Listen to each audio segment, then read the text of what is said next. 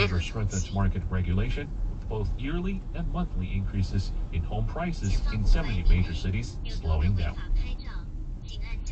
China Banking and Insurance Regulatory Commission and its local bureaus received a total of 84,000 plus cases of consumer complaints in the second quarter of this year, up 25% year on year.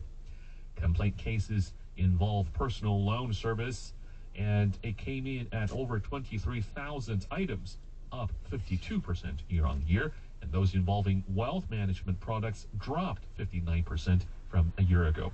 The number of consumer complaints against large state-owned commercial banks rose 13% in the second quarter of this year to over 26,000 cases. So a lot of things are changing in the society, and we're going to reflect that in today's show. And meanwhile, we're going to tell you something fun. The Burger Festival, which is happening this weekend, has become one of Beijing's staple festivals for both expats and local Chinese alike. 前方闯红灯摄像， to tell us 限 about 速 his personal 40。 experiences at the festival and why it has remained as one of Beijing's most popular expat events. Hi, it's Josh Cotterill here for Radio Beijing International. The Beijing Burger Festival. This is one of the most famous festivals to hit Beijing every year, especially for Beijing's expat community. And what do you know? After being postponed for months, it is finally happening this weekend. And I'm going to tell you all about it, and also about some of my personal experiences at the Beijing Burger Festival. So first of all, let me tell you a little bit more about the Beijing Burger Festival. It is run by the Beijing, which is an English-speaking publication, magazine, and online platform in Beijing. It was first launched in 2015, and it was called the Burger Cup. It is still referred to as that. And why is it called the Burger Cup? Well, the reason is because it is a competition. Now, when you enter this festival, you may well feel that it is just a festival because it is so vibrant and there is usually music and many things going on. But fundamentally, the idea of this festival is that it is a burger competition. What is a burger competition, you might ask? Well, there are many different vendors in China, food vendors. They will congregate at this festival. People will go and try all of the different burgers and then vote for their favorite. In this regard, it is a competition or a cup. Now, although coronavirus, of course, threw a spanner in the works for most public events, the Burger Festival has managed to keep going for consecutive years, and this year will be its 6th year. So now I'm going to tell you about my personal experiences with the Burger Festival.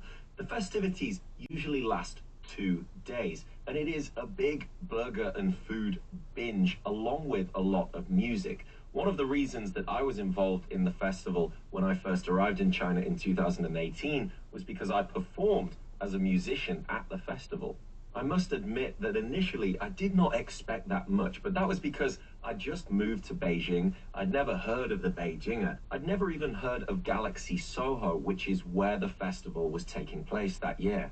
So you can imagine my surprise when I got on stage with my band and there were literally thousands of people in the audience eating burgers and screaming and dancing. By the end of the performance, the stage was filled with those people, and it was very difficult to know exactly where I was, where my amplifier was, where all my equipment was, but I must say it was a fantastic experience. Aside from the musical performances, there are also a lot of competitions. There are usually burger or chili or hot dog eating competitions and things like this. But when I was performing there, I was also asked to be a judge at one of the competitions, which was none of those things. The competition I was asked to be a judge at was an air guitar competition. Now, for those of you who do not know what an air guitar competition is, it is exactly as it sounds. It is people dancing around without a guitar, but pretending that they have a guitar, an air guitar. So basically, it is an acting competition, and music will play, and they have to pretend to shred their instrument in the most realistic and animated way possible, and then we have to judge their performance. I vividly remember one contestant who had a very large mustache and aviator sunglasses coming up to me during his performance and putting his foot up on my leg and then air guitaring in my face. It was an interesting experience, and I gave him 10 out of 10. Now, aside from all of these crazy events, there is also something more important at hand at this festival, and that is that it is supposed to be a burger competition. But you may wonder how this works exactly. Well, after the festival has finished, there is usually a 6-week battle. And the way that this works is that people around Beijing can try all of these different burgers from different companies and then vote online for their favorite. After this 6-week battle, a winner will of course be announced, and they will be the champions of the Burger Cup. So there you have it. Those were my experiences with the Beijing Burger Cup Festival, and maybe I will see you there this weekend. I've been Josh Cotterill for Radio Beijing International. Thank you for listening. This is all we have in today's news. And 前方闯红灯正向。 of course, we'll have the second part of the show, which is City Spotlight, coming back to you here on Radio Beijing International. And until tomorrow, the same time, Brian is saying goodbye to you. And of course, we'll have more news coming back to you tomorrow on Friday. Bye for now. 招聘信息维护，说的。来呢，这个迪士尼做出的调整感觉，它的一个什么特定宁夏驻京办，然后我可以强烈推荐大家。当然也不是很合理啦。当时也有很多朋友过去了，应该说有1年多了吧。结果你看，现在这霸王条款又出现在校园之上了，真的是让人很担心。对，你说到迪士尼这个外带食品，我突然想到环球影城，咱们前段时间我知道有朋友去，好像是回来是说，它有个别的食品是不能外带，其他好像是可以的。毕竟前面这坑在这嘛，再往里跳，那也是太不公平了啊！当然，这个学校呢，我觉得这事儿啊，确实让人感受很不好。你说孩子们正是长身体的时候，每天喝点牛奶，吃个水果，饿的时候吃个面包，对啊，吃点饼干，怎么就不能呢？真的是非常合情合理的要求。如果你说因为食品安全问题你不让同学们带，那么同学们的营养你有没有管？我觉得这些都是可以追问的问题啊。对。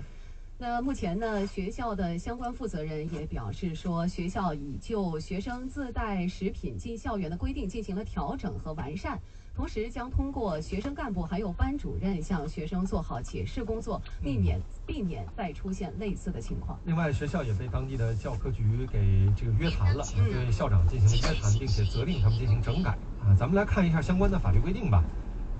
教育部联合国家卫生健康委的4部门曾经印发过一个指南，这应该更说的是一个部门的规章了，不能说是法律。营养与健康学校建设指南，这里面就适用于全日制的普通中小学，其中第6章明确规定，不得在学校内设置小卖部、超市等食品经营场所。但是学校内不可以，学校外你确实挺难管的啊。那你也不能不让进呢，就是你里边不卖也就算了，你还不让吃，你还不让买，还也是有饿了怎么办呀？前方闯红灯正向，限速50。外卖食品吗？学校原来好像没有管到这方面。好像也是啊。这条新闻就给大家说到这儿哈。要是管了我们之前说的这个辣条啊。这个小浣熊干脆面啊，都是怎么吃上的？这说的又是另外一个问题了。其实以前我们说带这些小食品，大家都不怎么在意，说就是孩子有吃的就行。健不健康是另一回事。现在咱们不仅要孩子说，他要有吃的，而且最好吃的还是健康。现在爸妈估计不太会建议孩子吃小辣条了吧？对，那你不能带回家，也不会。孩子们太难了。这零食不能带进学校，一会儿零食也不能带回家，那怎么着？只能就在路上吃完它吧。我在外边吃。好吧，广告之后咱们继续来说今天的其他新闻。高端服务一生托付，简易爱家节进行中，万元免单等多种。人住得更好，高档装修用简易，好居酿好酒，口子窖采用多区并用发酵工艺，3香5味，妙然天成。口子窖多区并用，自然见香。我是吴京，我是章子怡，我坚信一方水土养一方人。滋贺奶粉新鲜生牛乳制作，更适合中国宝宝体质，1年超1亿5千万罐被妈妈选择。滋贺奶粉高端销量遥遥领先。接接下来咱们来关注一下这一时段的道路交通的通行情况啊。我们看一下电话还没有接通啊。前方桥下闯红灯摄像。下一个时段我们要来关注的新闻包括了下面这些：四川无限6.0级地震，震前电视、手机大喇叭奇葩预警。地震预警是如何实现的？再来关注一下蚂蚁森林梭树事件引发关注。记者调查，以非财务的方式发起的捐助如何兑现落实，还有监管呢？这里是正在直播的新闻晚高峰新闻新鲜说。今天晚上在直播间跟大家一块儿来聊天的是尹静和姚一斌。咱们广告之后继续关注下面的新闻，同时我们的这个天气情况也会在下一时段为大家更新。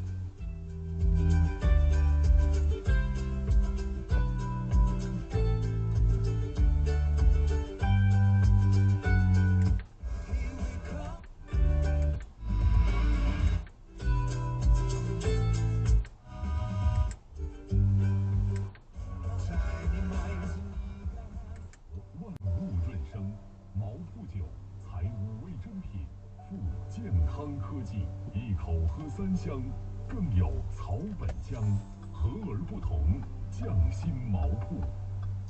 哇哦！大运新能源 MPV 全新上市，造型流畅，颜色端庄，超长续航，更大驾驶舱，豪华头等舱。大运新能源汽车全国销售服务热线：400-169-9999。请关注中国之声每晚10点05分福利彩票开奖信息。福彩相伴，幸运相随。嗓子不舒服，来颗金嗓子。金嗓子喉片，疏风清热，解毒利咽，芳香避秽，保护嗓子。请用金嗓子喉片，广西金嗓子。按药品说明书或者在药师指导下购买和使用。新一代配方有机奶粉，君乐宝优萃，增加小分子蛋白、益生菌等14种营养，配方更全面。君乐宝奶粉，欧洲双认证，全国销量领先。6个核桃送孩子助学习666，6个核桃送亲友助工作666，6个核桃送长辈助身体666。中秋团圆，6个核桃666，养您提醒您多喝植物奶。忙了一天，回家路上想听点轻松的。云听客户端啊，海量有声书，高品质专业演播，全国电台听到家。白云的云，废纸歌在后搜索。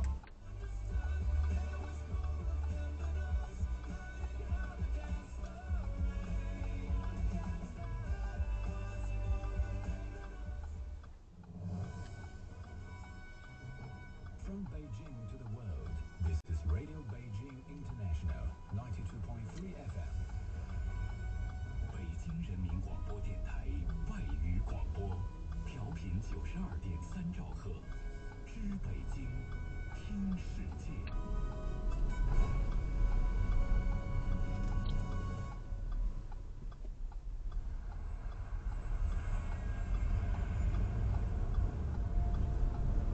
前方前道路继续行驶3公里。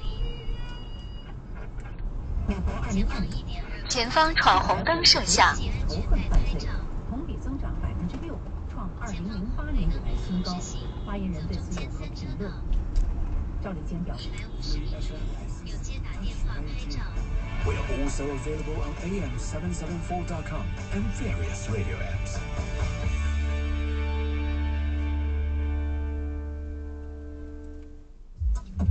Hello, welcome to the second part of Touch Beijing City Spotlight, and this is Chloe. This is Gail. This is 5:30. We're going to be with you here live until 6:30, sending you off home. I guess a lot of people, on the one hand, I know a lot of my friends said, oh, soon we're going to go on vacation. On the other hand, I know a lot of people are really bummed out about the fact that this is a super long week. It's going to be an extra working day to this week for some of you. Well, I don't know. If you're happy, well, we're happy with you. If you're sorry for this, we're sorry for you. Anyway, we are here until 6:30. That's what we know for sure. We're gonna just be working on Saturday, but thinking about it, there are 3 days to go.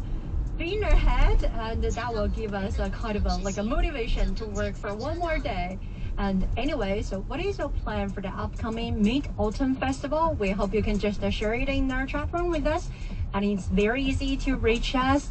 Download Tintin FM, which is the official application of Radio Beijing. On the front page, you can see there is a button which is called the 聊天室 chat room. Click it and choose Touch Beijing. You will see us waiting for you. And say hello to some old friends already in our chat room. And here for today, actually, the first topic I have to say, it's a little bit sad because this morning when I got up, I just heard the piece of news talking about the 6 magnitude earth. 要牺牲多少生命，他才知。的夕阳下，不只有奔跑，还有你对生活的思考。轻松调频 On the Road， 和你思考一天的生活。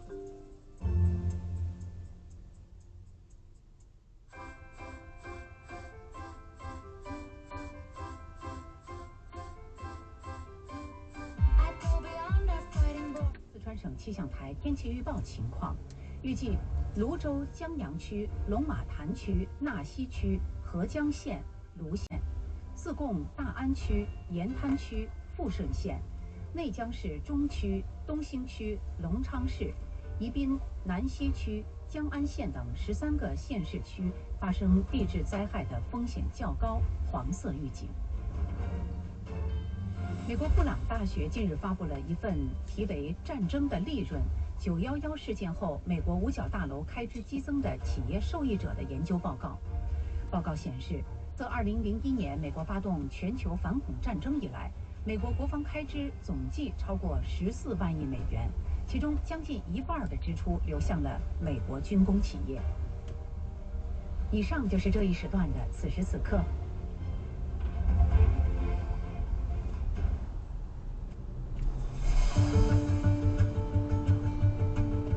新闻晚高峰，新闻新鲜说。各位好，我是姚一斌。大家好，我是尹静，感谢您守候在电波旁来收听我们的节目。此时此刻也欢迎大家来到网络端的2个直播间跟我们聊聊天儿，云听的音频直播间和央视频的视频直播间，我们都在等着大家。这半个小时当中，咱们首先来关注前方闯红灯摄像。地震。另外呢，在震前，电视、手机、大喇叭都发布了预警。我们来看一下地震预警又是如何实现的。再来关注一下蚂蚁森林梭梭树事件引发关注，记者调查以非财务的方式发起的捐助，怎么来兑现落实，还有监管。200米有接打电话拍照。During the early small hours in the morning, like 4 a.m. actually, they experienced a mild tremor and then ran out barefoot from their dreams and in their nightgowns.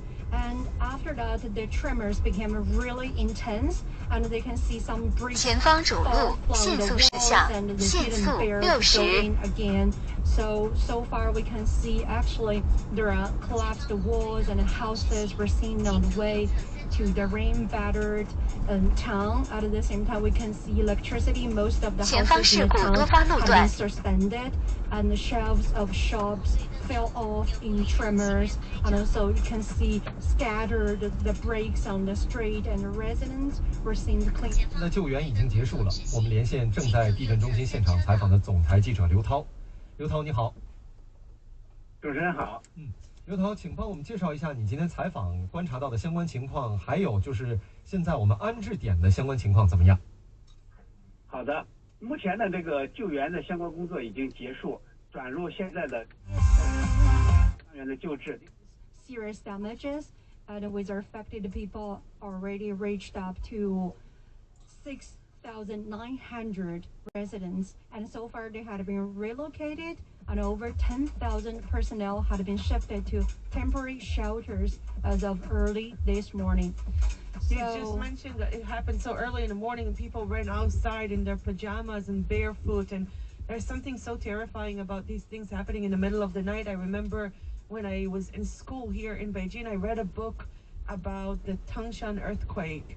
And one of the things that they told is that it happened in the middle of the night in summer. And that was before people had air conditionings in their homes. So people used to sleep basically only in their underwear. And it happened in the middle of the night and everybody ran outside. People didn't even have clothes on them. And for days afterwards, because the Tangshan earthquake was a devastating one, for days after, these people just walked around the street in their underwear because there were no clothes to provide, and took time until the rescuers came and helped them and brought blankets and clothes and water and whatever. At least now in China, what we do have is a very good alert system, and first responders in China are sadly very well practiced, especially after the 2008 earthquake. We really upgraded the first response in the country to earthquakes in general and disasters later on. And this summer, I think first responders really worked overtime when it comes to flood and mudslides that we saw. So I'm happy to, on the one side, that we do have very fast first respond in the country. On the other hand, every time this happens, we wish everybody that this will be the last time. Yes, definitely. So far we can see rescue workers definitely are working against time and search for things and properties and life in the debris. So we wish them good luck, and at the same time we can see, all the rescue, work has been well implemented, and we can see just the residents had been relocated, and so far they had been shifted to temporary shelters. At the same time, food and clothes had been sent to them, so they're waiting for the rescue things, and they're waiting for everything to be cleaned up. And here, maybe every time when there is an earthquake happened, that will give us a kind of a reminder, like what kind of things we should know, and we should do like before, during, and after an earthquake. So especially for some areas, probably they've got like a possibility of an earthquake, and for example, like I just now mentioned, the mountainous areas, and that is probably because of the active movement of the earth, and there is like a earthquake history for all those residents. Definitely there are things they should do before an earthquake to make sure you're in full preparation to fight against such kind of a natural disaster. So the first one is like don't leave heavy objects on shelves because they will fall during an earthquake, and that will become a kind of like a desperate devastating weapon for you. And also for all those like heavy furnitures like cupboards or beds, and you'd better to find a way to fasten it onto the walls or on the floor. At the same time, we should learn the earthquake plan at your school or at your workplace. And also, we have to learn how to turn off the gas, water, and electricity. Because when the earthquake happened, actually there could be like the gas leakage, and that will cause the dangerous situation of gas explosion. We're gonna just explain it later. And also make sure you have a fire extinguisher, first aid kit, a battery-powered radio, a flashlight, and also some extra battery at home. And also, there are two very important tips. One is learn first aid. So we always say first aid knowledge is a kind of a necessity for everyone. No matter you suffer from kind of a natural disasters, or you go to some mountains, you'll get a break, you get a broken legs or broken arms, or you get scratches. At least you know how to keep yourself from dangerous situations, from getting it worsened. So first aid knowledge is always very, very important for people to get to know. And also make up a plan of where to meet your family after an earthquake. So make an appointment before the earthquake from happening, because after the earthquake, probably your family will be scattered, and you may feel really worried because you cannot get contact with your family, because we say the power station, or we don't have signals for our cell phones. So if you cannot reach them, I guess you will be super worried about their safety. That's why we say before the earthquake, if you can make up a plan like where we should meet each other after an earthquake, in case there is an earthquake, that will definitely solve the problem. Well, just get to really understand the area in which you're living. And I think a lot of people really don't know. Whenever things like this happen, I see a lot of people start searching online, am I living in an earthquake prone area? a lot of people really don't know when, even if the area where you are didn't have an earthquake in the past couple of decades, doesn't mean that it's not a sensitive area. So yeah, get to know this, follow all these instructions. There are lots and lots and lots of videos online of how to really get ready and how to prepare both your home and yourself and your family. People who live in Japan, sadly, are very well versed in how to keep themselves safe. I have a friend who is from LA, and every time something like this happens, she goes over the protocol, because they're really, it's being hammered into them since very young age, kindergarten. They already learn how to respond in case of an emergency. Well, we're really hoping that everyone stays safe today in the area where the earthquake happened, and that the rescuers managed to really get everybody out safely, and we're not going to see any aftershocks or tremors in the coming 24 hours. And of course, we're going to keep you posted here on City Spotlight. Yeah, and here we're asking people's opinions, like if there is an earthquake happening, and how we're going to just protect ourselves from being hurt or from being definitely, scared by the earthquake. And here in our chat room, there are a lot of feedback from our listeners, like 3594LD said, in case there is an earthquake, we should find a place with like supporting things which can protect us from being hurt. And 天马行空马到成功 also mentioned the different situation, different practices. That's very true. And the 乐乐1335 mentioned we're going to just protect our head, and we should hide ourselves in some like places, narrow places, for example, like the toilet. And because the toilets definitely are far away from the windows or from the outer walls, so that will be relatively safer. And it depends where you are, because in Western countries, the toilets are always on an outer wall and always with the window. It's illegal to build in most Western countries toilets without windows. So the toilet might be your right choice if you're in China, because that's your building code. Right. But again, we just said familiarize yourself with the place, the country, the city that you're living in, because if you familiarize yourself with the building code of every country, you know also where is the safe space. If you will be in LA, it will be often the staircase, the emergency staircase. That will be the sturdiest, strongest place that you will find.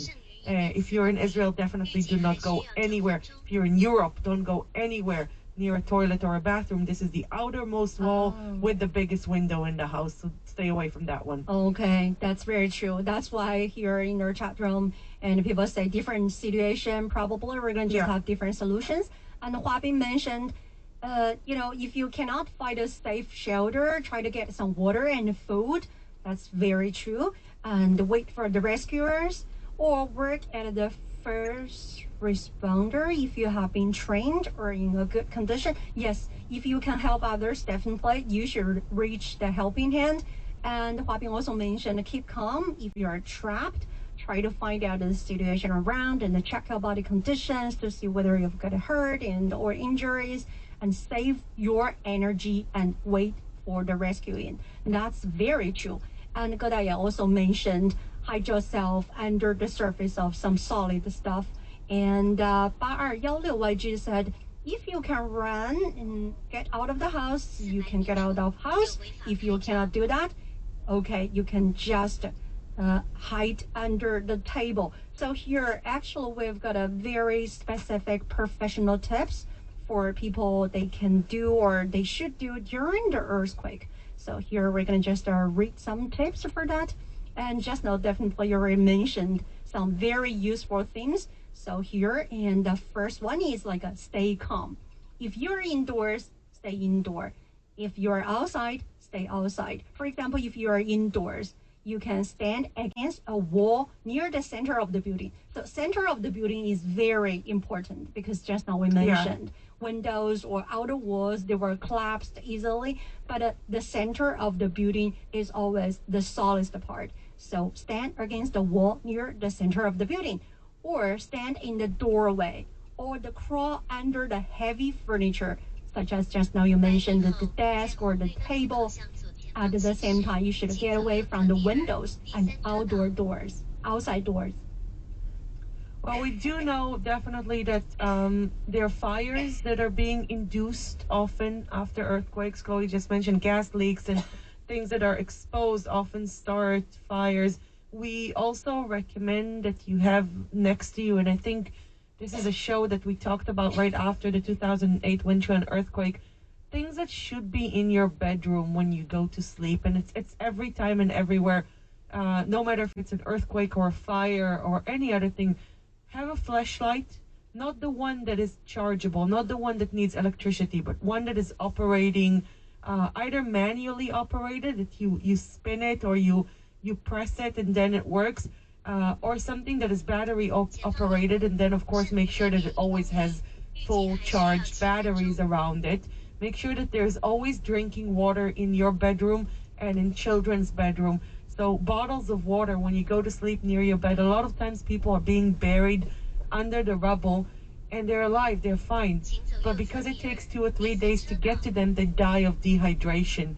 So make sure that there's always a bottle of water, full bottle of water in your bedroom, in your kids' bedrooms.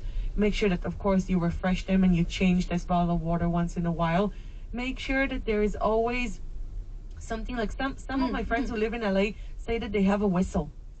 Yes. That in the drawer next to their bed, there's a whistle. Because if something happens and rescuers are looking for you, and you have a whistle, just, yelling for help, people that will can, be exactly, really exhausting. it's louder than screaming, exactly. So people who are living really in earthquake-prone areas like Japan and California, they have whistles somewhere in the bedroom. Of course, when an earthquake happens in the middle of the day, it's easier because somebody just saw you. You were in the office, or you were right now in a coffee shop. But when it happens at night and people are at home, this is also when we see the greatest number of casualties right away.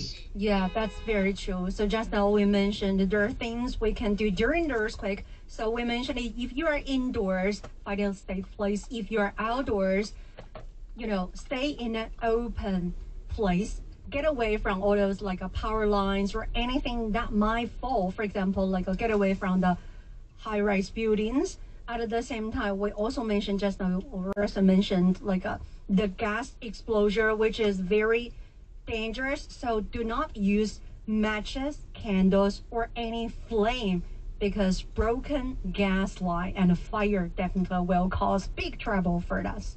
And if you're in a car, stop the car and stay inside of the car until the earthquake stops. And after that, after the earthquake, there are also several things we can do. The first thing is check yourself and others for injuries.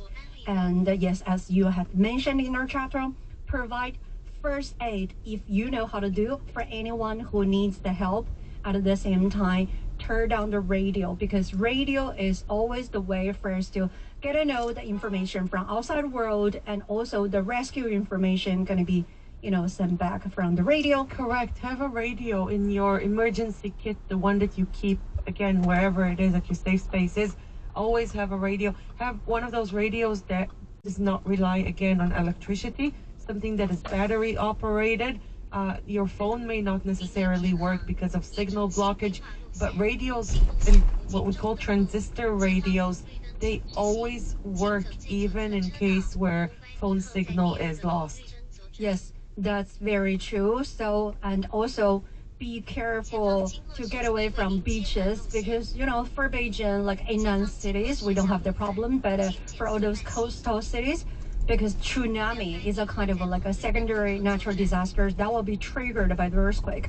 So that will be super dangerous. Get away from the beaches. And anyway, think about what's going to be the possible danger for you. So get away from all those stuff, no matter it's a power lines or the high buildings or the beaches or the damaged areas. Get away from all those areas. So I noticed actually in a lot of communities, we've got a specific site to say where is the shelter place if there is kind of a natural disasters happened, like the earthquake. So I should know. I should. Oh, you check didn't notice that? I never noticed it in my community. Yeah. I will definitely look for it. I'm coming from Israel, so we have it everywhere. We have public shelters. Well, unfortunately for other reasons, not earthquakes, but you're always supposed to, whenever you move apartments or you buy a house or when your kids start new school, you always have to familiarize yourself with what we call it a safe space. When you are in a new city, when you're going to visit relatives, everybody's always familiarizing themselves with a safe space right away. Yes, that's very true. And I guess people, you're already quite familiar with all the things we need to do if there is an earthquake. So proud of you guys. And at the same time, we should say we just have cross fingers to wish the best for all those people who had been affected by this 6 magnitude earthquake in Luzhou city. And you know, Luzhou is a city which is very famous for the Chinese wine, red wine. Oh, Luzhou Laojiao comes from Luzhou. So that's why there is another piece of news to say actually there is a wine factory also had been definitely affected by the earthquake, had been damaged, and we've got more than 200 tons of really intense like wet wine leak. So that's I would like to know. So that I would is love very to know. explosive. I would love to know exactly which places they are. I don't know how many people are following my personal social media pages, but last year there were fires, terrible fires in California, and a lot of wineries were damaged. Some of them actually burned to the ground. And I belong to a big international community of diners, and we dine in different restaurants, and we buy artisanal foods from different countries. And what all of us did last year when the fires hit the wine region in California is we went online and we bought wines from this winery so they will have enough money to recover and rebuild. So I'll be very happy to share this information about the wineries in Luzhou and which ones were damaged and which cities and which brands were damaged, and of course promote it to diners and to wine collectors and foodies. If you can buy more product from them and help them recover, then you're saving not just the industry, you're really saving the livelihood of these farmers who make the wine and the winemakers who make the wine. Yes, that's very true. So thank you for considering that. So far, how to deal with all those like really dense or really thick, the Chinese red wine, and you know, for all those rescue workers, they try to, you know, spread a lot of water into the wine to make it become thinner, so that will become less explosive. So a lot of rescue work we need to do after an earthquake. Although we can see this is not as devastating as the Winter earthquake, but still, you know, this is the kind of a trauma, or this is a kind of a tragic things for people who had been affected, and there are still a lot of things for us to do and for us to recover the damaged home.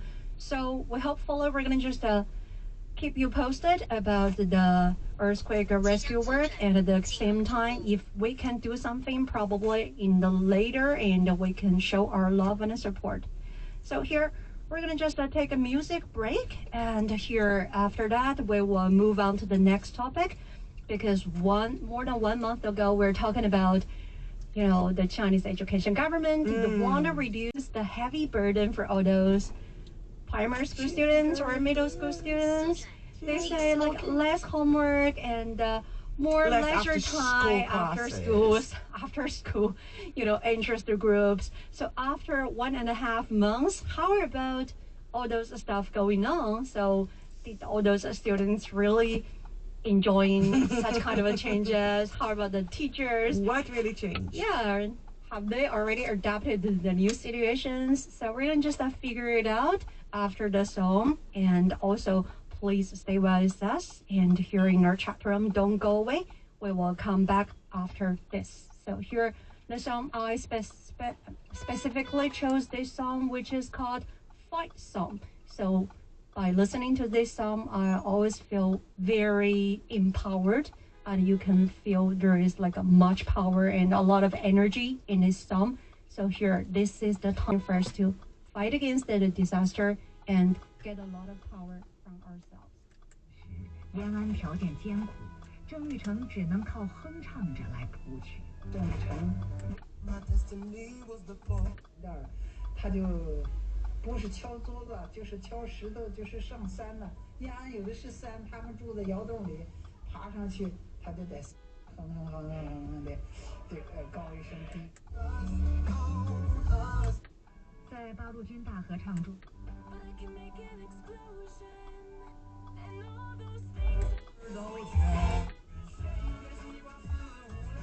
采访结束了，我关了。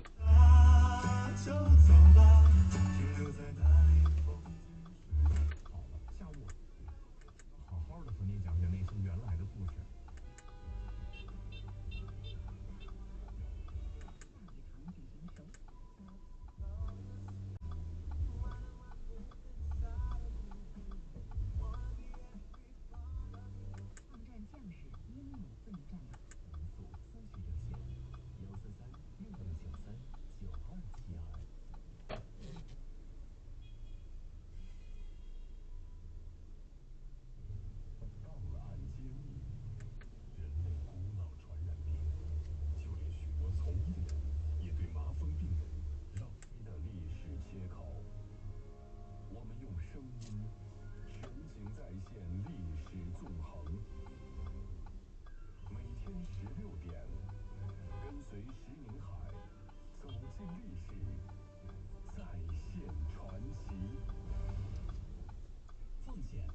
需要帮助时，总会出现声音。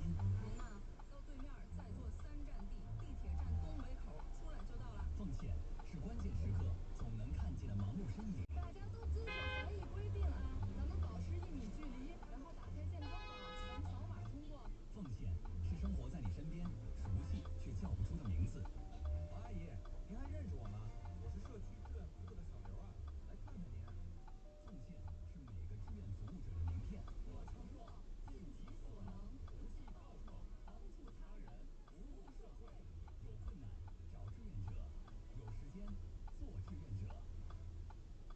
有速度，有态度，有温度，有情怀。全球新闻，中国视角，新风报道，睿智观察。环球资讯广播。前方红绿灯请直行，400米后在第2个红绿灯右转。多彩世界。前方红绿灯路口直行，所有车道均可通行。环球资讯广播。直行通过第1个红绿灯。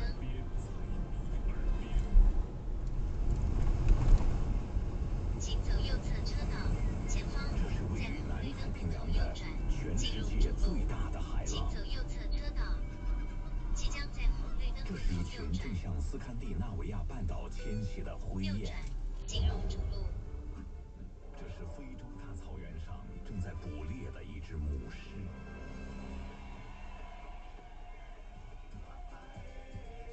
这是1年1度的巴西里约热内卢狂欢节，和你分享世界的每一刻。环球资讯广播，世界在你耳边。右转，进入主路。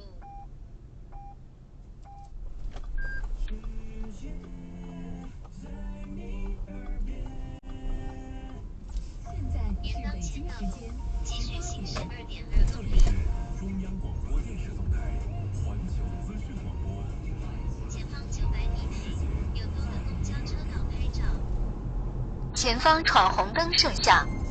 前方红绿灯路口直行，请走左侧车道。欢迎收听《环球这一刻》，我是金晓。9月16号，外交部发言人赵立坚主持例行记者会，有记者就美国、英国、澳大利亚3国领导人15号宣布3国建立新的美英澳3边安全。前方限速摄像。并将支持澳方发展核动力潜艇的相关问题向发言人提问。赵立坚表示，美国、英国与澳大利亚开展核潜艇合作，严重破坏地区和平稳定，加剧军备竞赛，损害国际核不扩散努力。美英向澳大利亚出口高度敏感的核潜艇技术，再次证明他们将核出口作为地缘政治博弈的工具，采取双重标准。这是极其不负责任的行径，中方将密切关注相关事态发展。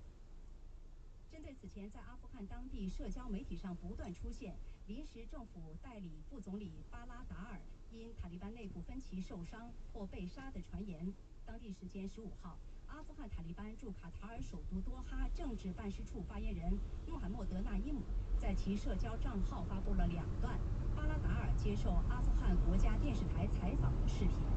巴拉达尔在视频中表示，他本人目前情况很好，塔利班内部不存在所谓分歧。这段视频被阿富汗当地多家媒体转引。日本自民党代理干事长野田圣子16号召开记者会，宣布将参加总裁选举。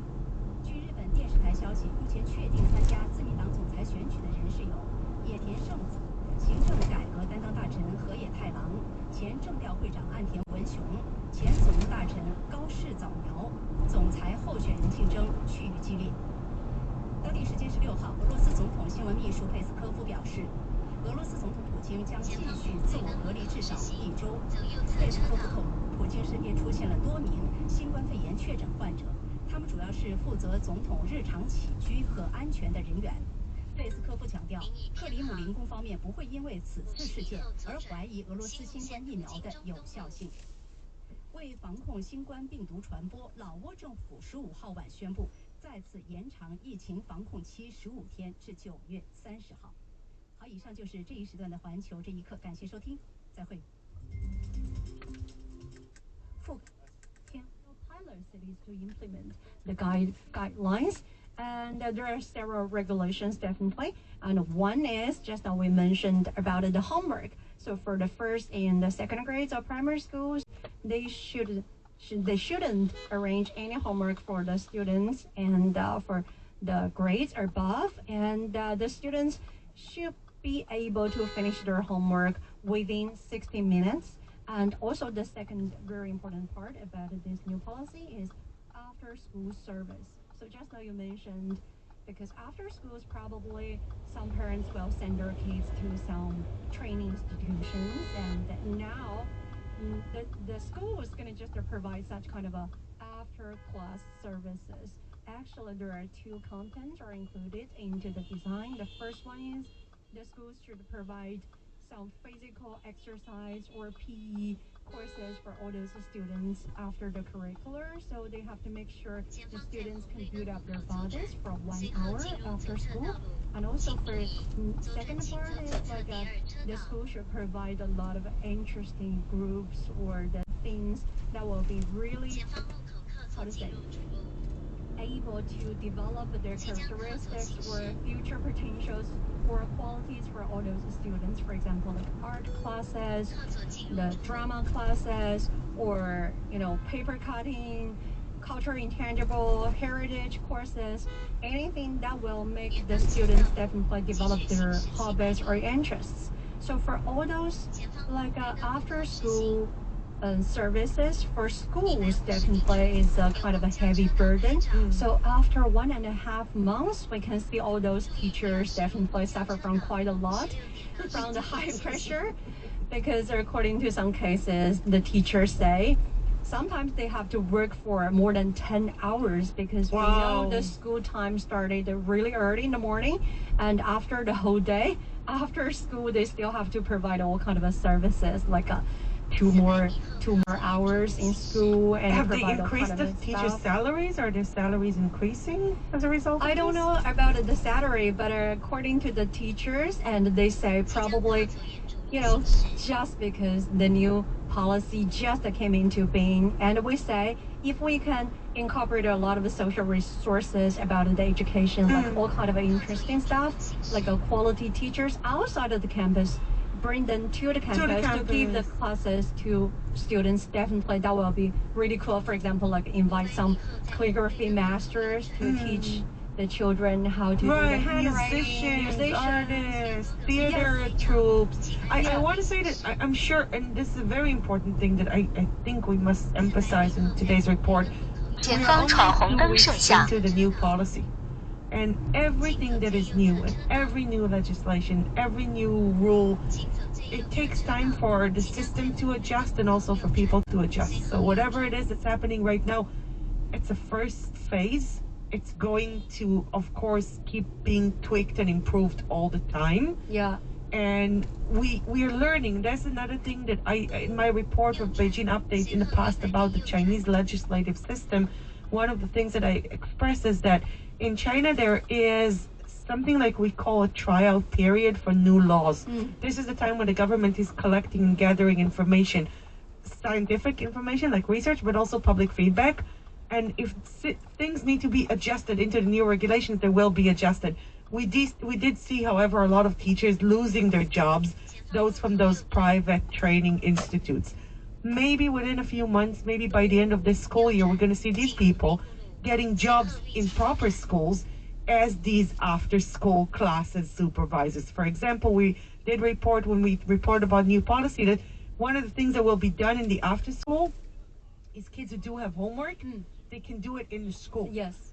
So if someone is there to answer a question, right, everybody's sitting doing, let's say, physics homework, and you raise your hand like, oh, could I ask a question? There is still a teacher there who can help you with the homework. So maybe these people will find jobs within the, the structured education system, but that will be an extra income for them. Yes, definitely. I quite agree with you, because we said this is just a beginning and everything. We're just on the trial. Definitely there are a lot of challenges. So just now we mentioned the teachers. Some teachers definitely suffer from such kind of a high pressure from work, because they have to work extra hours. At the same time, because we say the schools has to shoulder the responsibility of